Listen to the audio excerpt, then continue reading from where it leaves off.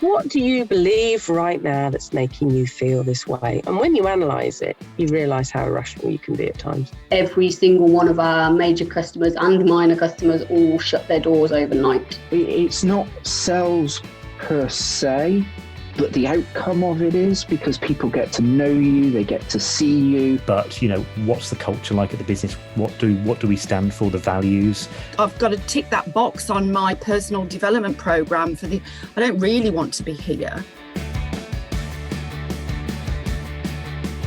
Scaling up a business isn't easy. If it were, we wouldn't have less than 4% of businesses scaling beyond 10 employees or around £1 million turnover level, and less than 1% beyond 50 employees. But the contribution that we make as owner-managers to our economies is immense and should never be underestimated. Yet it can be a tough gig for all of us at times, and only other business owners truly understand the challenges that we face. And through ScaleUp Radio, we aim to help make things a little easier. We interview guests who have been where you are now and may have faced some of the challenges that you are facing. And they offer their thoughts and advice on what has worked for them, as well as what didn't. And we've also combined many of the lessons from these interviews and also through working with hundreds of owner managers over the last 10 years or so into a practical scale-up handbook that we've called the Entrepreneurial Scale-Up System, or ESUS. And it's for owner managers like you and me as we navigate our own scale-up journey.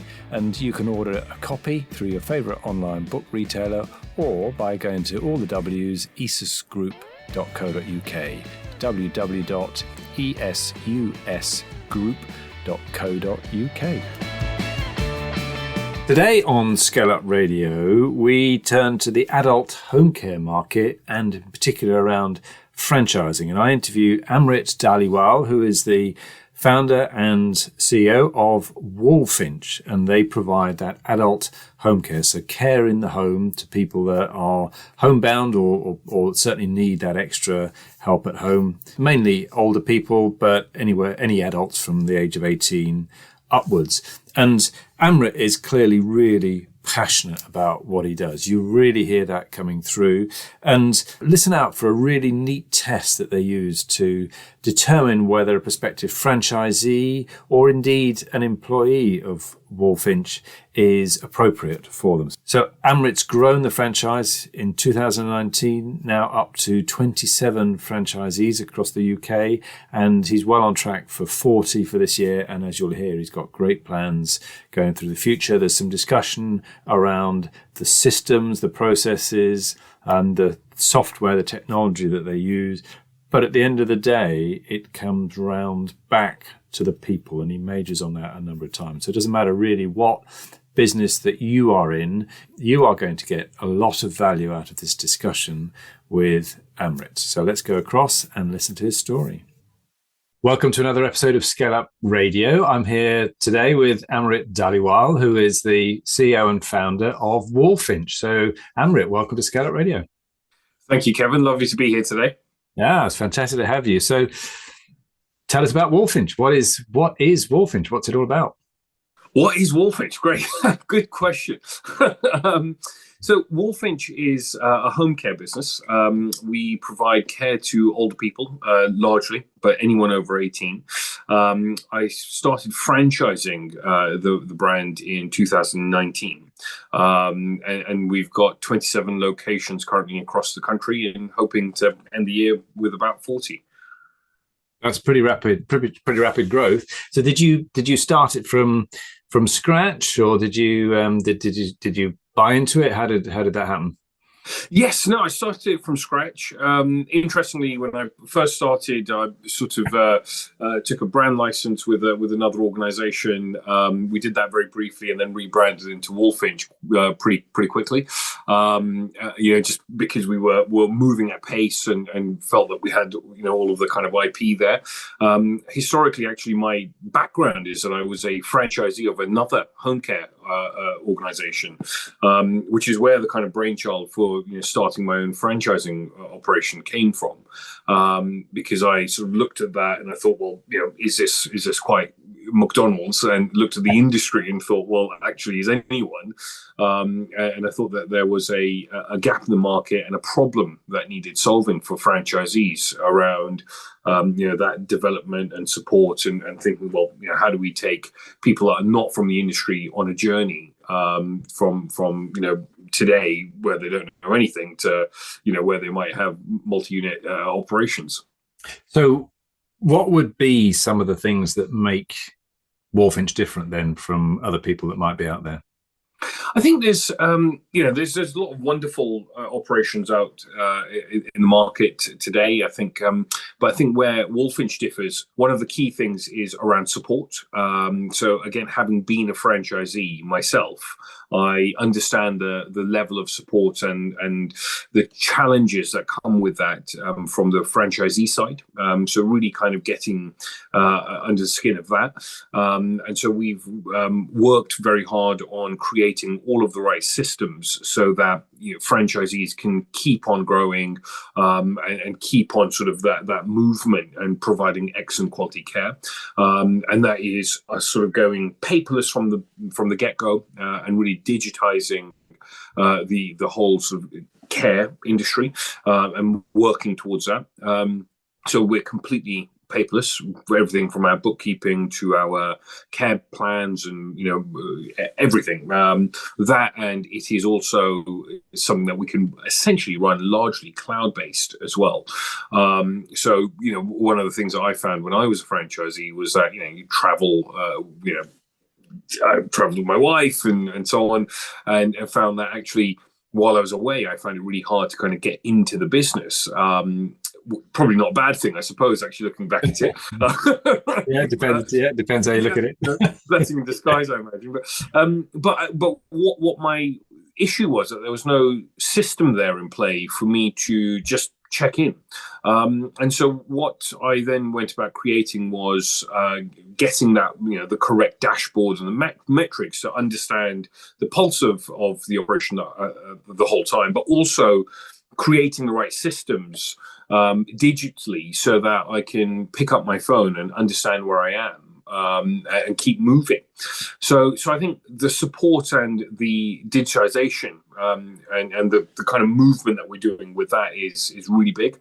And it sounds like a really sort of inane thing, support, but I think it's such an important factor when you're a franchisee, and those early doors where you're worried you've made this big change from your whatever the job was that you were doing, or the career change that you've made, and all of a sudden you sort of jumped out and you're in the abyss, and you just need someone to hold your hand and take you on a journey. Yeah, great. And you've articulated that really clearly from the franchisee's perspective. What about from the end customer perspective? What separates you in the marketplace in terms of that delivery to the person at home? Yeah, I think the two things kind of go really hand in hand, because from my perspective, we're looking for great leaders. And what great leaders create are wonderful businesses that mean you've got continuity of care for our clients and service users, so that you've got the same care workers and retention of care staff. Where without those great leaders and the great systems behind those leaders, they're unable to retain the care workers. And that is often a problem within the industry, this high turnover ratio.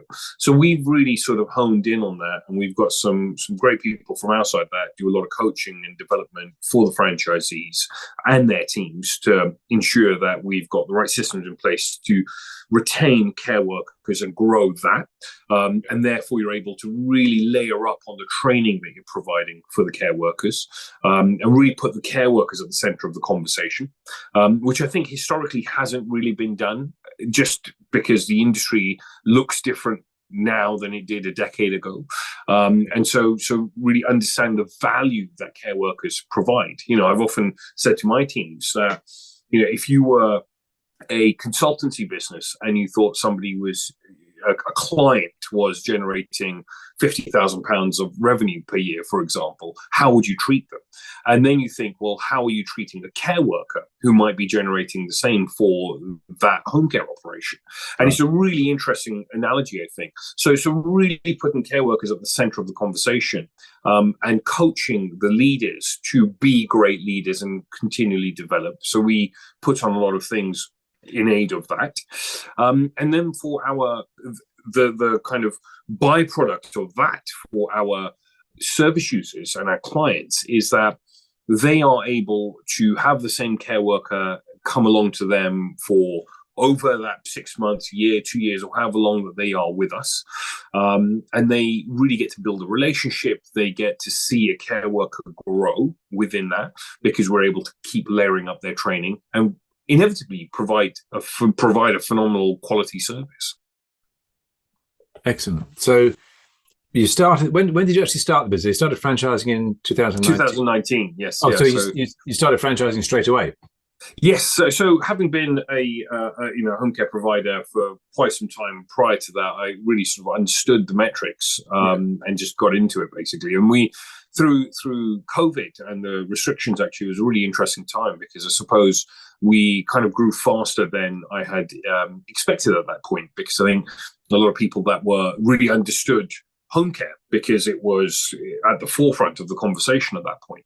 And therefore, it creates a lot of interest. I think home care franchisors, we all sort of had a bit of a jump at that time, sort of building the territories and locations. But also, I think there was a lot of care workers within the industry that weren't normally there. So people that were waiters and, worked in restaurants and hospitality came over to domiciliary care through those restrictions. And therefore, the whole industry really kind of benefited from the people that were available.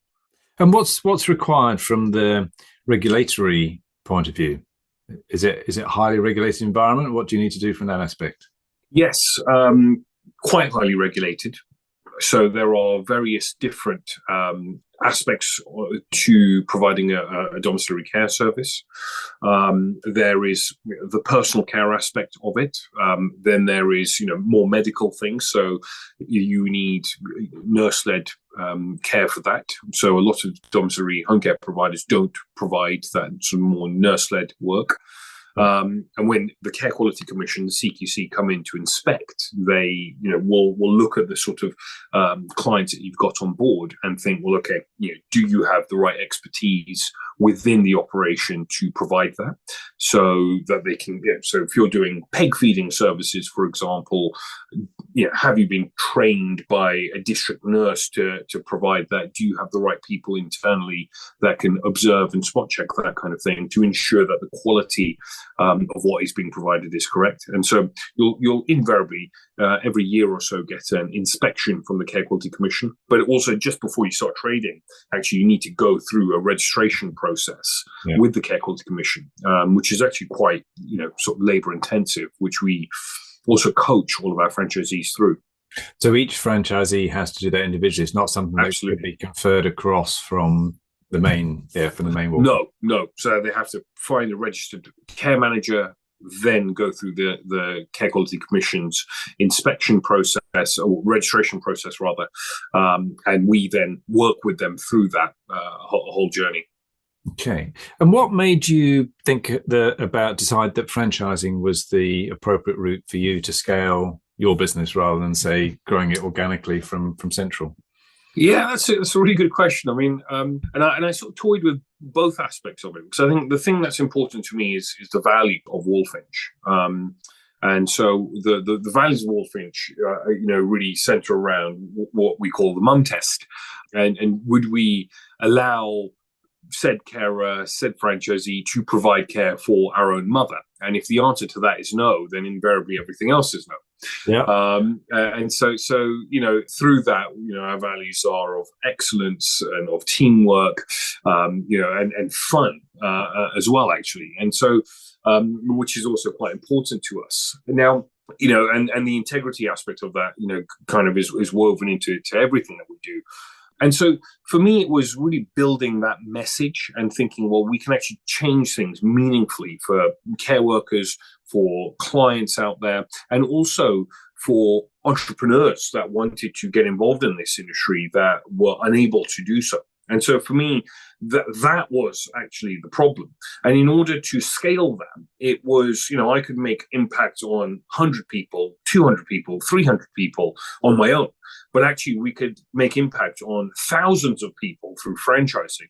So I really sort of believe in the power of franchising, and therefore it was almost a bit of a no-brainer for me at the time, thinking, well, okay, it's a much harder journey, quite frankly, but actually I think it means that our message and our values touch more people and more communities. Excellent. And how are you managing to keep the quality high across the franchise as you grow? You've gone to 27 now. You're going to go to 40 hopefully within the next 12 months. How are you going to manage that quality across the group? Yeah, I mean, I think it again just comes back down to systems. We've clearly got the right people around us, so we've done a lot of work to collect all of the sort of top quality talent. So we've got operations people and also compliance people. Led by the compliance side, led by Amanda Keeler on our side, who really sort of focuses on that. And she's got someone that works with her, Kerry, who's sort of been with the CQC previously and so on. And because we are paperless, we're able to sort of help audit and spot check everything that is going on pretty easily, actually, from a central place. And so, where somebody needs more help and assistance, we then parachute our team in and say, right, okay, what are we doing? Let's make an action plan. Let's kind of work through that, and so on. So there's some really great systems behind some wonderful people. And that allows us to, maintain the quality. And also, quite frankly, our aspiration isn't just about flogging franchises, I must say. And I sort of use that word very deliberately because I think there's a lot of that, worldwide. But I think from our perspective, it is about creating something that is really special. And you do that by constantly looking at the quality. So from our side, we've got, we're top heavy in terms of the team, but also we've really invested heavily in the systems that are there. So we ensure that everyone's got the right registered manager, that we've got the right type of software that allows us to kind of flag things quite easily and so on, both centrally and locally. Okay, so maybe we'll come on to that as and that the software and the systems a little bit. Maybe as part of this next sort of question, I guess. So, what I'd like to get an understanding of some of the key milestones along your journey since around 2019. So, what have been some of those key inflection points in a way? Would you say along that journey? I think there's been quite a few actually, but just to kind of name a few. Pretty early on, I think it was something like October 2019, I met Simon Mills, who I sort of met him quite sort of randomly. We sat in a hotel in Paddington, had a coffee, and I was like, right, okay, what's this chap about? And we were speaking about a bit of coaching. I was like, right, okay, well, tell me a little bit about what I don't know, and so on. And all of a sudden, we clicked, and I was like, great, sort of walked away from that coffee that was supposed to be just quite non-committal and just a relaxed conversation with, this is it. I need this gentleman in my life in a non-creepy way. And that really helped because I really believe in coaching. And support and mentoring. So, I've often had throughout my business career a coach or mentor at various different places with different skill sets and so on that really help you get through certain hurdles. So that was really great because what that meant was, I've been a business owner, I'd been a franchisee, I'd been in home care, but I hadn't been a franchisor. And so, what that meant was you sort of almost get this MBA in franchising overnight, because you've got, if you're willing to listen, the right person helping you kind of with that sort of advisory board type of conversation of saying, well, okay, well, how should we tackle X? And so there was that. And I think alongside that, having some really great people. So our franchise lawyer, David Engwell, I've got someone on the financing side, Tori Wag. So all of these guys have been, at that time were really pertinent, because I was able to pick up the phone and have a conversation quite sort of, easily to say, do we do X, do we do Y, what's the pros, what's the cons, and therefore make an informed decision. It's almost like having a board, actually, which was wonderful. Yeah. And we've really kind of looped those guys into an advisory board, essentially, now.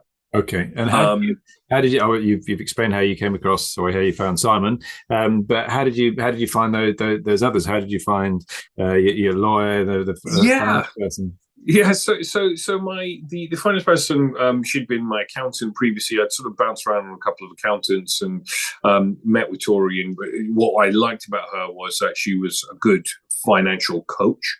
So it wasn't just, here's your end of year accounts. It was, here's your end of year accounts, but have you thought about X, and what are we doing with Y, and so on. And so really kind of digging into reasoning behind it, and coaching through things, and thinking forward planning and so on. And David Engwell I'd actually met while selling my franchise, and he acted for me at that time. I was connected to him through another mentor of mine at the time, Bob Bradley, I think. And Bob said, "Oh, look, this guy will be all right," and he knows franchising, I think. Sort of spoke to David, seemed okay. We again instantly sort of gelled, and sort of built this relationship through this quite long sale process of my then franchise, and after that, sort of just kept in touch with him. But actually, it sort of felt like a no-brainer to then speak to him about this venture, and he was very generous with his time, and so was able to help guide me through some early door things, the franchise agreements and so on, and the pitfalls, etc. And he'd worked with some really interesting names previously. Actually, talking McDonald's, I think he'd done some work in yesteryears with them as well, and so on. So that was really important. I think having all of the right people around you is just paramount.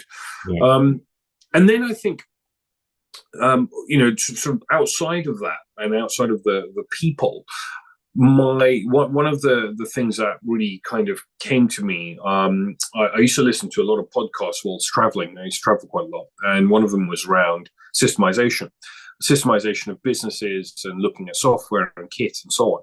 And so one of the things that we did really early on in order to support our franchisees, really was invest tremendously heavily in the operations manual and software and systems, to ensure that we've got something that actually we probably, in inverted commas, shouldn't have had 4 or 5 years or so. And so really ensuring that whole piece worked. And then I suppose the most recent out of those three, the three things in my mind are, last year we started to attract some really phenomenal talent. So people that worked in much bigger franchising operations. Julie Farrow, Richard Stanfield came along and worked with us from an operations perspective.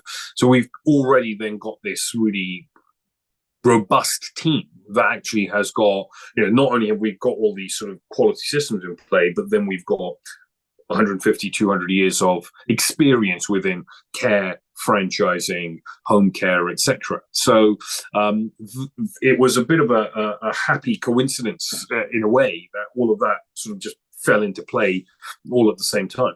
Great. What does your team look like now? How many people have you got in terms of your employees? What's the team look like? Yeah, so I've got separate things that are going on. So within the care side of the business, there is a home care operation that sort of company run home care operation in Oxfordshire, and we've got I think total, including care workers and so on, about 50 people that work within that operation. So majority of that is care workers. On the franchising side, we've then got about me plus 4 others in the senior leadership team, and then a total team of about 8 people within the franchising operation. And then alongside that, some consultancy services, PR and so on. So there's probably about 10 or 15 people in total that we either liaise with and work with quite regularly, and so on. But then 2/3 of that is internal salaried staff. Okay, and so when you started back in 2019, had you already got the beginnings of a team? Was it just you? What did it look like then? Pretty much, yeah. I mean, I sort of had some PAs and so on at the time that worked for me, and so it was really a bit of that and leveraging off my care guys and so on, and then Simon, of course, and it was at that point sort of. Really, it was a lot of administrative work that had to happen, because you're sort of creating a manual and doing a lot of that sort of work, which was quite interesting, actually, sort of creating something, thinking, well, okay, well, how do you want it to look? When I was a franchisee, what would I have liked to receive, and so on, and what would be useful, what's easy to kind of, what's bite-sized, and so that was quite an interesting sort of aspect, really. But actually, because COVID and the restrictions happened straight away, so much then moved directly onto Zoom. I mean, that was part of my plan anyway. Again, having been a franchisee, I kind of understood that you don't need someone to parachute in for a whole day. Really, what you need is 40 minutes to answer a question, and then you might need someone to come out with you, in a month's time or something. And so it was, that was already part of the agenda. So it was, that's in terms of supporting your franchisees, rather. Correct. Than, yes, but they're still going into the person's home physically. Yes, but then that is, the franchisees team that is going out to the person's home. So from our side, and from the Walfinch sort of national support office side, it is very much our job is we're the kind of back office to the franchisees effectively, and then the franchisees are frontline, going into people's homes and really kind of working with those phenomenal care workers and driving them. So, what was your first key hire? Who did you hire first, and what role were they doing?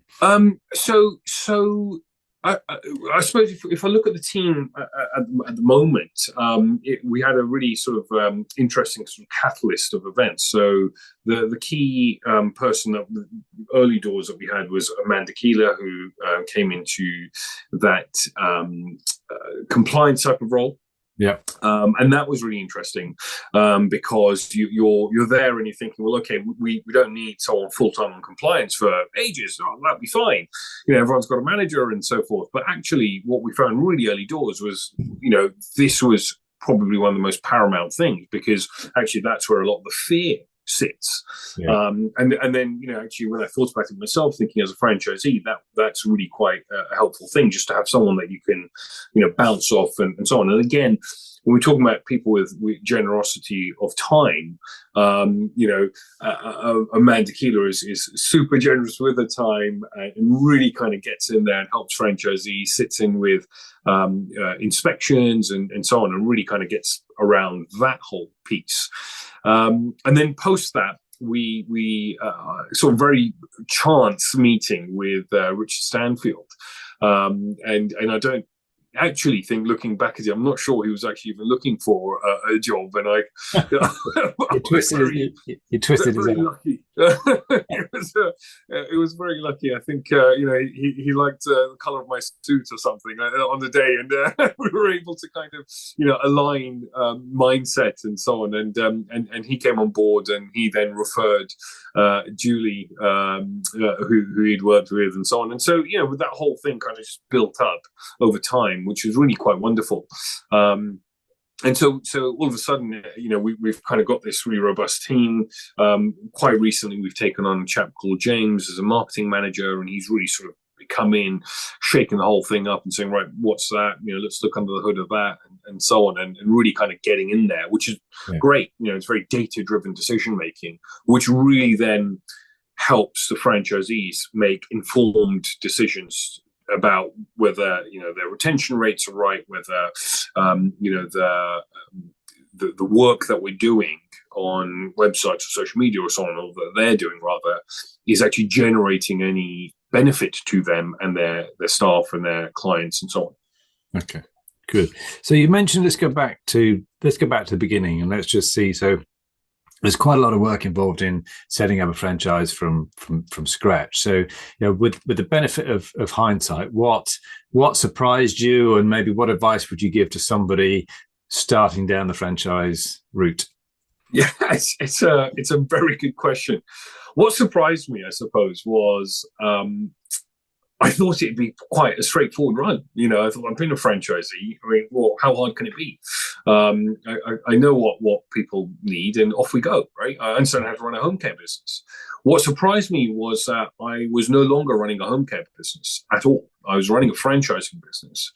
And they are two very different things. And so I think, the advice I would give to somebody that is thinking about franchising is think about why you want to franchise, because you are about to get into a completely different business. It has got nothing to do, in a way, with your primary business, and the values might be shared, and you might understand the kind of IP and know-how, but they are two very separate businesses. So even if I look at my own situation, we have two separate limited companies that provide two separate things. One provides home care, one provides franchising. The teams are completely separate, and so on. And so, of course, there might be some overlap here and there, but actually they are effectively completely different with completely different skill sets.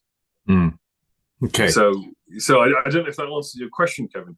Yeah, I think so. So definitely, you've got to understand that your role will change significantly as a franchisor. Yes. Yeah.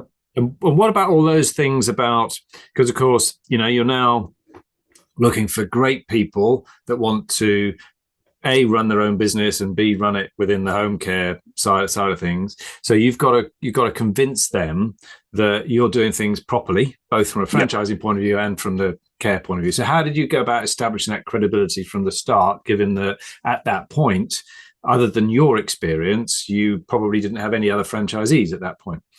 No, and it was really interesting when I came home one day to my wife and I said, look, I'm going to sell my home care business. That was a franchise at the time. And I said, I want to go off and start a franchising business in a couple of years. And she sort of looked at me like, I was an alien. Like, what are you doing? It's, we were, it was sort of all on autopilot at the time and so on. And I thought, well, this is great, but actually, I've got sort of something else over there that needs doing. It has to be done. Someone has to do it. And the question that she asked me was, well, who's going to buy the first one? And I said, look, if I believe in it and I do it right, somebody is going to buy that first one. And it's a really sort of, emotional thing when someone, kind of knocks on your door that first time and you sell that first franchise and they believe, you're believing in each other in many ways. And Sarah Wickham was our first franchisee, actually one of our top performing the top performing franchisee, in fact, rather. Great. So that was a very good decision. Your first one has turned out to be your best one, because that's not always the expected wisdom, is it? No, not at all, and certainly not from everything I've heard, in the market. But so I got sort of lucky in a way. It was we were connected as a referral, and that was great, and we just gelled as well, which was really great. We sort of connected. We had the same sort of vision and mindset. She believed in the support that we were willing to provide, and I believed in her kind of entrepreneurial nous. And she had worked in care previously and so on, but that sort of almost irrelevant. Often it's more about the person and whether they are willing to get out of bed and do the work. You can teach them everything else. You can't teach them to get out of bed. Yeah. And so that was really great. And then after that, I think it becomes a self-fulfilling prophecy, because you just need to be strong. You have to say no. I think over the last 12 months, I've said no to, majority of the people that we've met in person. I think probably about 16 of them, in fact. And I think because I have a clear understanding of, does someone pass the mum test, and are they the right kind of leader, have the sort of right management skill and so on? Because, my job isn't selling franchises. Actually, it is about providing quality care, and finding the people that are going to be able to do that, and that I believe that can do that. I mean, there's no guarantees, but with our internal sort of processes that we've got, we think we've got a pretty good idea of whether people kind of pass that level. And so there's quite a robust validation process that someone has to go through in order to actually take on and be awarded a license to operate a Walfinch franchise. And I really look at it like that. I don't look at it as selling a franchise. I look at it as awarding a license. And I think they are, the language is important there. Because actually I'm quite happy to say, well, okay, well, if we can't find the right people, well, we'll just stop and not just grow for the sake of growing, because actually what you're then doing is getting poor quality employers out there, you're getting poor quality care being provided, and inevitably our clients will be unhappy, and that's just not what we're about. Yeah, absolutely. Okay, so let's go back to so that beginning. You mentioned that you invested quite heavily in systems and software and things like that from the start. How did you fund that? If you're starting from scratch, was that from the sale of the previous? Yeah. It's lots of different things, I suppose. I mean, yes, sale of my business was a bit of a treasure chest, which was very useful. At the same time, obviously, we run our own home care operation, and so on. And so those two things combined really help. And the home care operation, thank goodness, is very well. And then it's, you then sort of get in and think, well, okay, you're just reinvesting the right things, basically, and in the right way, and fail fast. Because if something's not working, don't keep flogging a dead horse. Really kind of get out of there quickly. And have you developed that software from scratch? Is it proprietary software, or have you bought it in? What's the? I'm quite a big believer in third-party stuff, because I just sort of think that my primary goal is providing support to franchisees, and therefore to care workers, clients. And what we're not is a software developer. And I think actually what ends up happening when unless you've got some serious scale, I think what ends up happening is, I'm one chap, and yes, I've got a great leadership team, but actually my focus can either be on A or B, but it can't be on everything at the same time. And so, if we want to, and also I don't like cutting corners. It's either, if we're doing it, let's do it really, really damn well. And if we can't do it really well, then don't do it. So I sort of believe in getting excellent quality software, from wherever it needs to be sourced, because also what that allows us to do is then say, well, okay, if in 3 years' time we need to change horses, we can. Much more difficult when you spend £1 million developing, excellent software that then becomes outdated because AI has come in and said, well, hold on, this whole thing over here is redundant, and thanks for spending all that money, etc. Yeah. Good. So what are some of the key lessons that you've learned along the way then since 2019? You got up and running, you got your first franchisee. What's some of the key lessons that you've learned looking back? Yeah, I think sticking to the simplifying businesses for me is a really important thing. Whether that is creating spaceships or creating excellent domiciliary care businesses. Yeah. I think really what everything needs to come down to is a dashboard, and here is the 5 or 10 things that you need to focus on, and just keep your focus on that rather than overcomplicating things, which is very easy to do. And then what that means is your sights are set on one thing and one target, and you just keep developing that. So if that number is carer retention, well, great, let's think about everything we can do to retain care workers. Right. How do we increase that number, and what do we want that number to be, and so on, and really put a focus on that one thing. The second thing that I've learned is having all of the right people around you, and really think about the hires and the infrastructure. So you've got the systems bit, which I think has to come first, and systems and metrics and so on. And then the second part of that, I think, is infrastructure, and having the infrastructure before you need the infrastructure in many ways. One, it means that the beard goes grey slower, and two, I think it means that actually you're ready for the growth. The last thing I would want is for us to take on the next 10 franchisees over however period that is, and not be able to support them in a very kind of practical, physical way. So I think really importantly, getting the infrastructure in ahead of that is very important. And finally, I think it's about continually learning. So, investing a portion of your earnings back into learning, whether that's through, reading podcasts, and, there's a lot of that sort of content out there, much like this wonderful thing, for free out there. I've spent over the last sort of 4 months, I think, or 6 months, I've been out to the States a couple of times to the International Franchise Association's, Emerging Franchisor Conference, their annual convention. The BFA puts on some really great stuff on a regular basis, their annual conference and seminars and so on, and really go along to that sort of stuff.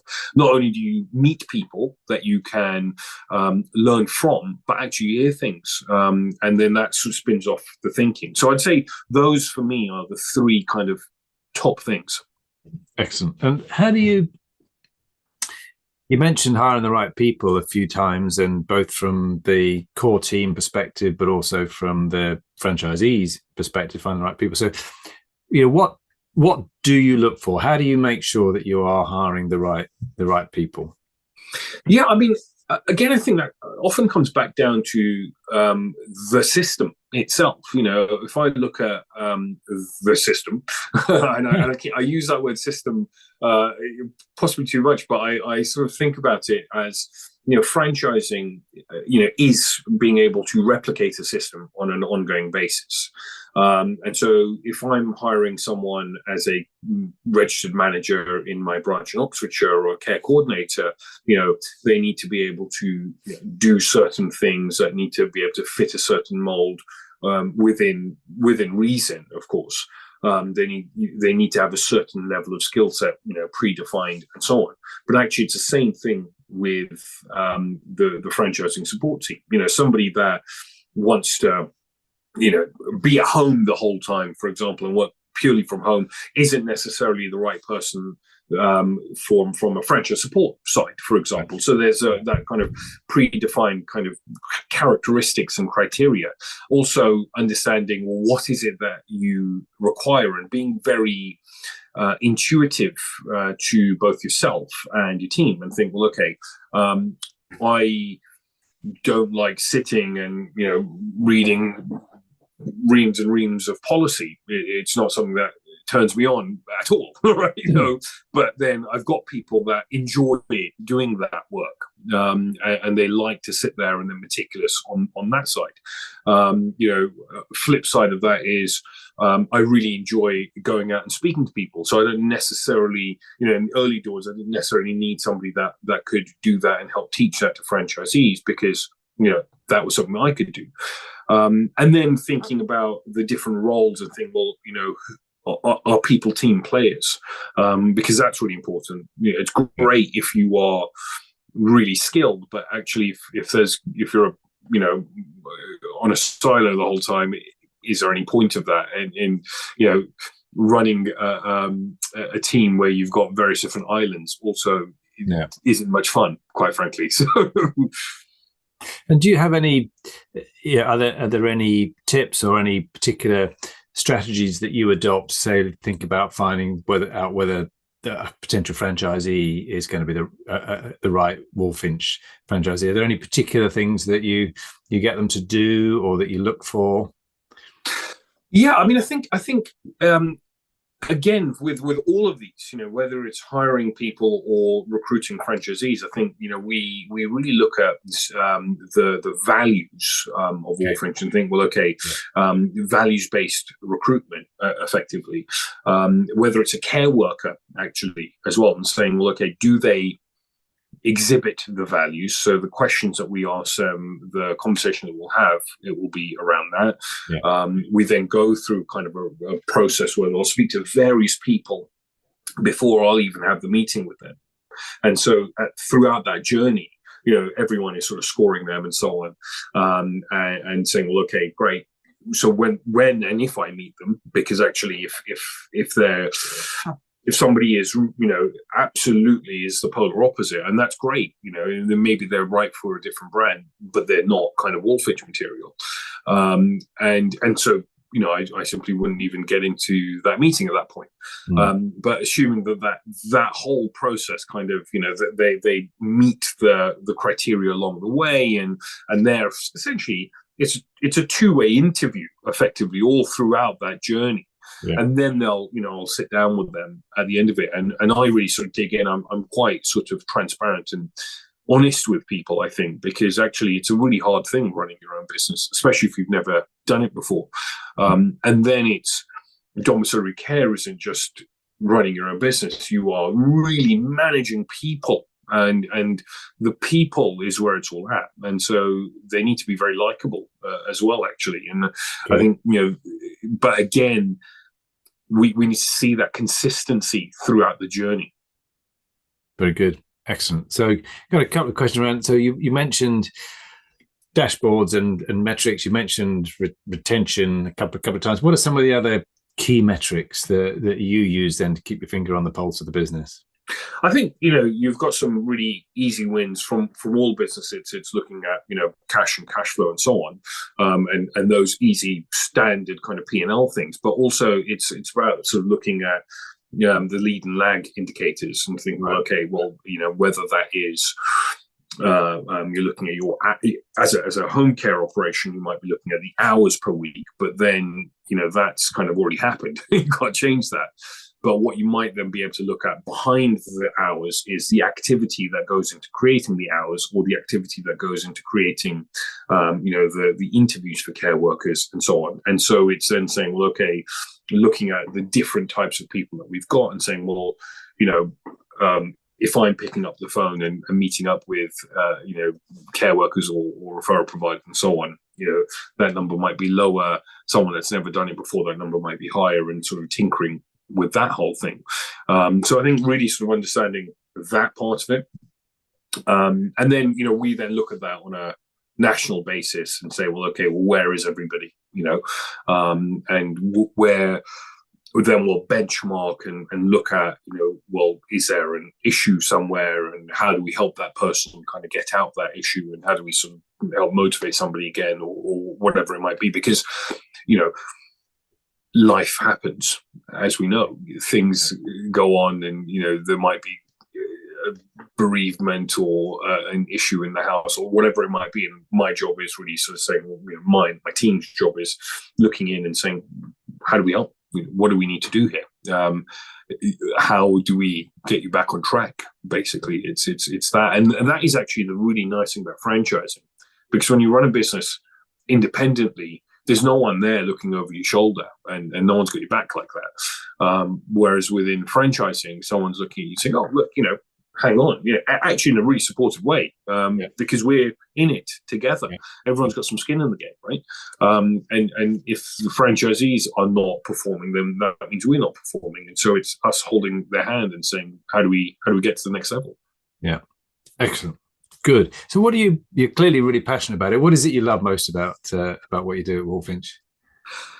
I've got to say, even when I was a franchisee myself, the thing I really enjoyed was the coaching aspect of it. At that point was coaching my team, coaching my care workers, and spending that time with the clients, and actually sometimes even coaching them through the relationships that needed to happen between them and the care workers and our team and so on, and that kind of the people bit.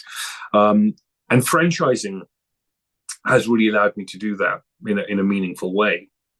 So spending time with the franchisees and getting out there and meeting them, their teams. I mean, I find it so exciting, going into a branch and seeing what's going on. And it's just, it all comes alive. And it sometimes feels like a bit of a dream, I've got to say. It's, I mean, it was actually up until not very long ago.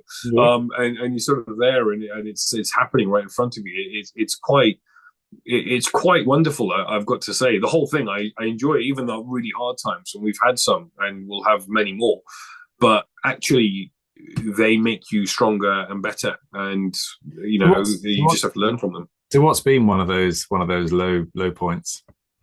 Yeah, I mean, we did I wouldn't even say low points, but it's just hard stuff, really. I mean, we've gone through a rebrand, which was quite interesting because you have to think about a lot and rework a whole manual and all of your branding stuff and so on. So it's that whole bit, and then it's a lot of work. Also, actually, the early doors bit where you don't quite have enough people, but you're sort of there and you're doing a lot of that manual labor yourself and really kind of thinking up the whole thing. I think that's it's quite labor intensive. But again, I'm a big believer in rolling your sleeves up and getting stuck in, because actually, how do you learn otherwise? Really, I come from about 12 generations of farmers in India. So right. It's all about getting stuck in and properly mucking in, so there's never a fear of a bit of hard work. Excellent. So what's the legacy that you want to leave with Walfinch? For me, it's just creating excellence. I think from every level, I want care workers to think that is the company to work for. I want clients to think I can pick up the phone to any location in the country and know that I'm going to get a phenomenal quality service and that, my mum is taken care of. And I want franchisees to know that, we are, I want it to be sort of a cult brand that we're, they're really into, and think, well, great, this has changed their lives as well as it, has mine. And, and I know that many of our franchisees, certainly the ones I've been training for a couple of years, this has changed their lives as well, but for the better. And it's what a wonderful thing. What a wonderful thing that we can create. Excellent. Good. So, if we're having this conversation in 5 years' time, what does good look like for you? It's probably about the same, really. I mean, I think good is, obviously you've got the business growth and so on, and I think there's about 200 locations throughout the UK because we've sort of mapped out the whole country and so on. And so yes, we'd like to do that, but actually it's about getting the right people collecting the right talent, be that the care workers, be that franchisees, be that support team, getting the right people around you, because everything else will happen. And I really believe that if you have all the right people, everything else will happen, because there is nowhere else for someone to go to at that point. If everything, everyone's ships are aligned and heading in the same direction, that's it. But yes, I mean, we absolutely want to grow the message of Walfinch and send our values everywhere. Brilliant. All right. Fantastic. Really, really good stuff. Are you all right for a couple of quick fire sort of questions before we wrap? Yes, of course. Yeah, sure. Good. So if you could go back to your younger self, Amrit, what advice would you give yourself? Oh, gosh. I mean, have more fun. I was always very serious growing up, so. Yeah. But yeah, probably have a bit more of a laugh, because it all happened anyway, so, and just keep learning and have fun. Brilliant. Excellent. You mentioned you like podcasts and things. So what books or podcasts would you jump out that you'd recommend to other people to read or listen? I mean, there's, depending on what they're into, so whether it's franchising and so on. But I think the 5 books that probably changed my life were The Power of the Subconscious Mind, Traction by Gino Wickman, Good to Great, Profitable Partnerships, and The 4-Hour Workweek. Right. That's a good reading list. Yeah. Like that. Good. Sounds like you like your software and software tools. What apps have you got on your phone, or what apps do you find really useful? I'm sort of all over social media. Quite enjoy that. So there's all of those. I quite like sort of LinkedIn and Instagram and so on. So those bad boys are certainly there. I sort of think all of the sort of recently playing with things like Canva and so on, and all the AI kit around that, and they've got some good fun apps as well. And actually, a lot of the kind of reading stuff, things like the Economist app and so on, because they've got all the audio versions on the app and so forth, which is pretty good. But actually, simple stuff like a Genius Scan and so on, which is pretty cool. One sort of fun one that I've got is something called Landroid, and it cuts my grass. This little robot cuts my grass, cutting it right now. You've got a robotic lawnmower, have you? But it's right here on the phone, and here we go. It just sort of says, okay, how trim do you want it, Amrit? Love it. So, London patch is being trimmed right now. So you could sit in your office and watch your grass being cut. Yeah, exactly that. All right. Just like my forefathers. Yeah. Who do you look up to? Who's had the most influence on you? That's a really great question. I've had mentors throughout my life that have been really helpful in lots of different places, but I suppose the first one of those was my dad. And I've got to say, both him and my mum went on their entrepreneurial journey, but actually he really took me under his wing when I was in my teens, and it was right, okay, come along and taught me things like, he's very interested in property, and so as a 15-year-old I could go anywhere in Hounslow and tell you what something was worth and so on, and it really kind of got it. And it was, I didn't know I was being coached at the time, but looking back at it now, I mean, it was pretty cool. Excellent, really good. And on the marketing side, I mean, you got 2 aspects here. Whether you answer the question from the point of view of finding franchisees or finding customers for franchisees, essentially. But what do you find works from a marketing perspective? I think regardless of what you're doing, because actually inevitably everything's the same, really. It's about sort of getting traffic in. But actually, I think specifically for Walfinch and for your business, what have you found works? Yeah, I think the SEO is a really important thing, which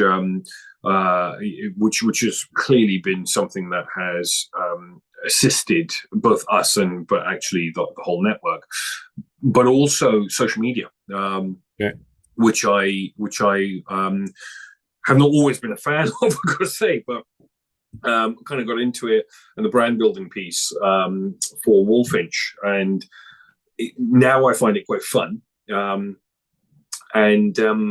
yeah, I think it really helps because it shows that you're real. Brilliant. Good. Excellent. Well, Amrit, I've thoroughly enjoyed our conversation today. I've learned a lot as well about Walfinch and about all of your approach to business. So thank you very much for sharing that with us. If people would like to get hold of you or find out more about Walfinch, what's the best way for them to do that? Yeah, I think LinkedIn. Please contact me on LinkedIn. It's just Amrit Dhaliwal, and by all means share my LinkedIn and just drop me a message. Yeah, we'll put that in the profile in the show notes, and then people can contact you like that. Great, thank you. Excellent, super. Thank you for having me, Kevin. No, an absolute pleasure. Thank you very much for coming on board with us today. That's fantastic. Thank you, Amrit. I hope you enjoyed that discussion, and if you're building and scaling your own business, you might well be interested in our book, The Entrepreneurial ScaleUp System. And it's exactly what it says on the tin. It's a practical handbook around scaling a business in a structured way. And you can order a copy on all your favorite online retailers, including an audio version, or you can find it and other supporting resources on our website, www.esusgroup.co.uk. That's esusgroup.co.uk, which is esusgroup.co.uk.